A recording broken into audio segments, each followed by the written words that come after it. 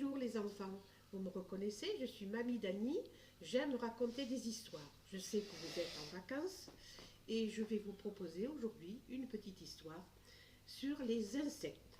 Vous savez tous ce qu'est les insectes, ce que sont les insectes. En voilà, des papillons, encore des papillons, des abeilles sur de belles fleurs, les coléoptères, c'est-à-dire les hannetons, les grillons, les dorifores, toutes ces petites bêtes avec une carapace, des coccinelles, des bousiers et tant d'autres. Voici mon histoire. Elle s'appelle « Les points noirs de la coccinelle ». Il y a longtemps, si longtemps, que personne ne s'en souvient. Tous les insectes étaient de la même couleur. Une couleur terne, grisâtre, comme celle de la terre. Ils n'étaient pas contents et ne se reconnaissaient pas bien entre eux. Un jour, ils furent appelés chez le génie des bois et des champs. Celui-ci les avait entendus parler de leur situation.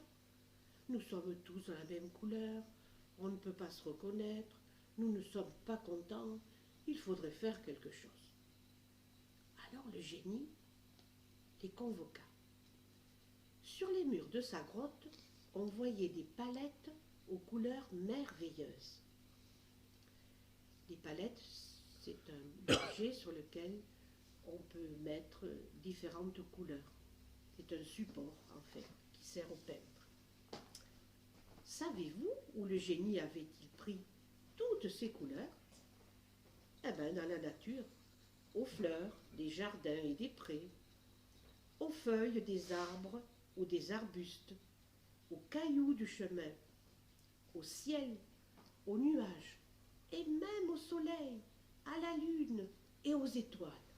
Il possédait toutes les couleurs de l'univers. Il avait aussi des pinceaux d'une finesse incroyable, aux poils doux comme ces fils de la Vierge, qui voltigent autour des buissons.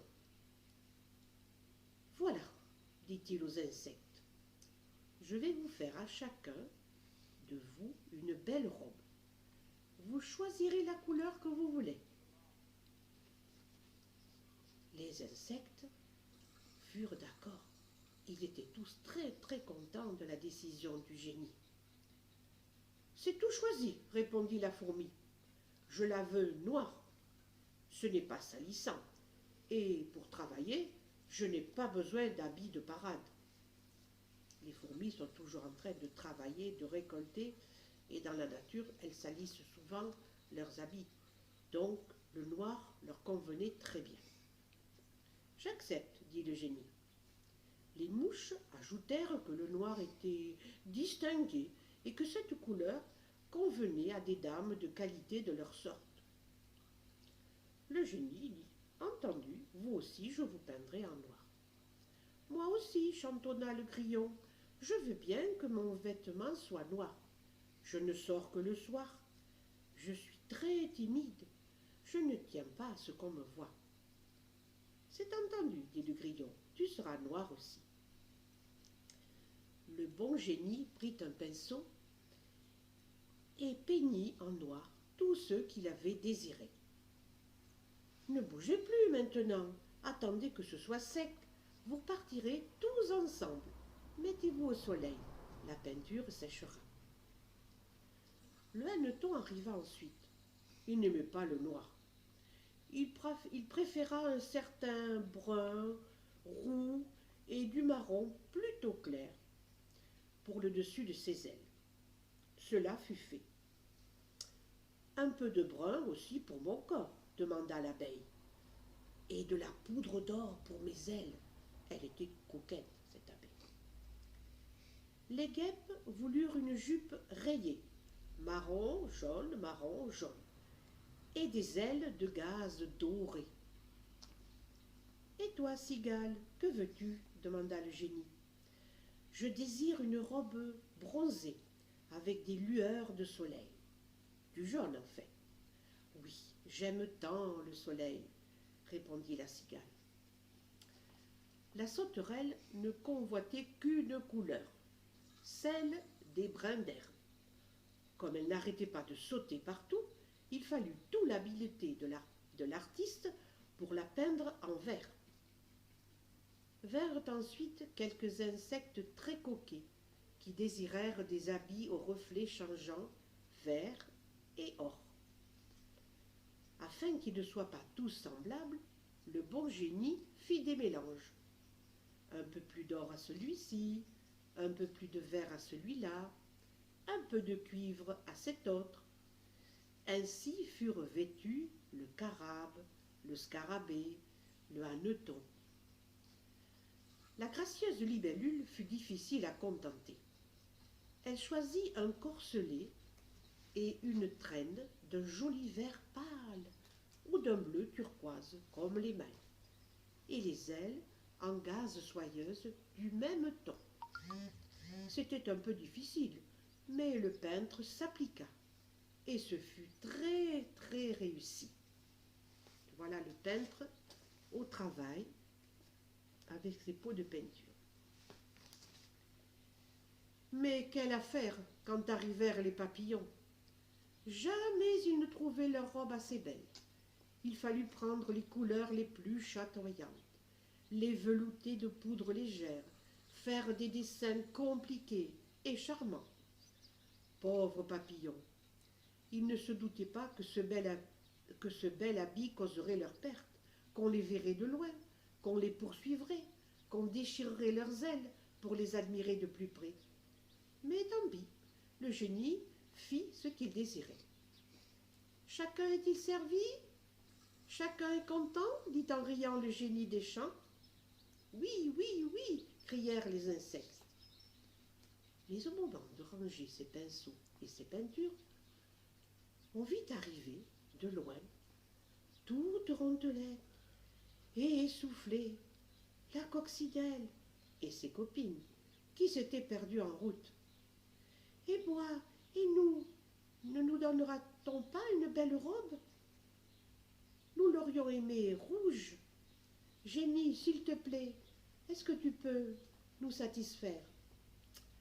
Allons, viens, dit-il à la plus grosse coccinelle et la plus rapide surtout. J'ai justement là un beau rouge. Il fera très bien sur ton dos tout bombé. J'y mettrai même un peu de vernis pour que ce soit brillant, parce que tout le monde t'aime, gentille bête à bon Dieu. Ainsi fut fait. Que je suis contente, que je suis belle, murmurait la petite bête. Allez, va te sécher, dit le génie, je vais peindre tes copines.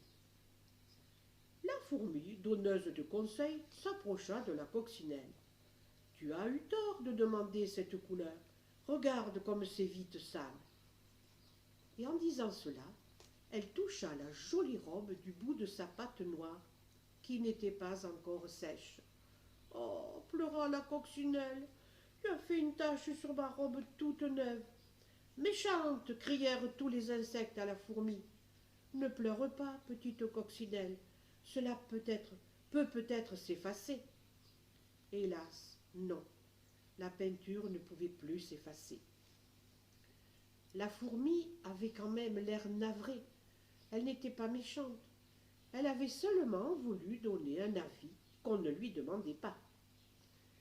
Le bon génie, désirant calmer le chagrin de la petite bestiole rouge, arrangea les choses.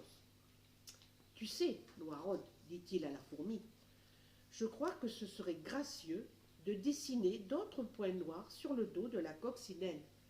Elle aurait ainsi une robe à pois. Puisque ta pâte n'est pas encore sèche, tu vas tracer de petits points noirs bien réguliers sur le fond rouge. Applique-toi, je sais que tu peux être très adroite. » La coccinelle accepta. Noiraude voulut bien réparer le mal qu'elle avait fait. Et la bête à bon Dieu partit contente avec la plus jolie robe rouge et noire qu'on put voir. Et c'est ainsi que depuis ce jour-là, toutes les coccinelles ont une robe rouge avec de jolis points noirs. Voilà mon histoire. Si elle t'a plu, j'espère que tu vas l'écouter une seconde fois. Et je vais préparer un quiz, comme d'habitude. Je te poserai quelques questions et à toi de te souvenir la lecture de cette histoire. À tout à l'heure. Merci.